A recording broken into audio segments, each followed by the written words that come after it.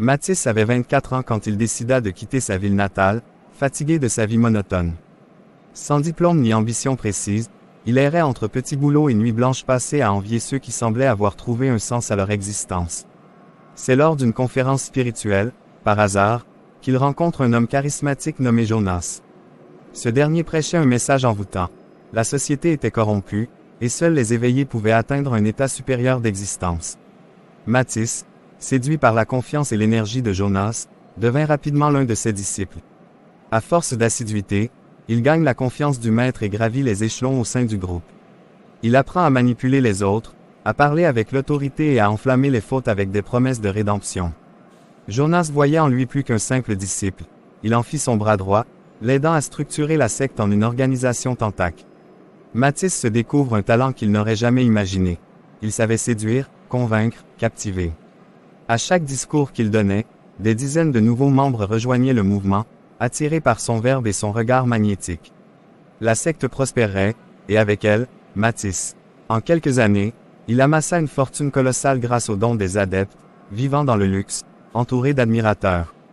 Il est devenu le visage public du mouvement, plus puissant encore que Jonas. Les médias le convoitaient, les célébrités discrètement séduites par son discours périodique à ses séminaires privés. Mathis apparaissait comme un gourou moderne, un sauveur d'une génération perdue. Pourtant, à mesure que sa gloire grandissait, Jonas s'effaçait, laissant à Mathis le contrôle. Mais au sommet de sa gloire, les fissures commencent à apparaître. Des rumeurs couraient sur des abus au sein de la secte, extorsion, manipulation mentale, disparition de certains membres. Les médias, autrefois bienveillants, se retournèrent contre lui. Des familles endeuillées par la perte de leurs proches dans le mouvement portèrent plainte.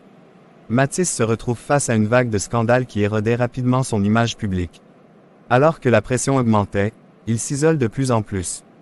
Jonas, profitant de sa faiblesse, réapparut pour reprendre le contrôle, mais Mathis refusa de céder. Les tensions internes déchirèrent la secte. Certains fidèles, autrefois loyaux, se retournèrent contre lui, l'accusant de trahison et d'avoir trahi la voie spirituelle. Mathis tente de sauver ce qui pouvait l'être, multipliant les discours désespérés, mais son charme n'opérait. Un matin, les autorités lancent une vaste opération pour démanteler la secte. Mathis fut arrêté en direct à la télévision, menotté sous le regard moqueur des caméras. Jugé pour fraude, manipulation et complicité dans plusieurs disparitions, il fut condamné à 20 ans de. En prison, privé de ses fidèles et de son influence, Mathis sombra dans l'oubli. Ses jours étaient marqués par la solitude et le mépris des autres détenus. Il écrivit des lettres qu'il n'envoyait jamais, tentant vainement de retrouver un sens à sa vie. Il se répétait que tout cela n'était qu'une épreuve, que la lumière finirait par le guider à nouveau. Mais la lumière ne vint jamais. Un matin, les gardiens le retrouvèrent pendu avec un drap dans sa cellule. Sur la table, un seul mot gribouillé. Accent aigu. Ainsi se termina la vie de Mathis, celui qui avait touché la gloire et s'était brûlé les ailes, laissant derrière lui une légende obscure. Selon vous, est-il bon cette vie de courte durée de gloire qui finit mal jusqu'à voir la mort? Dites-le moi dans les commentaires. Mais bien avant cela, laissez-moi vous dire ceci.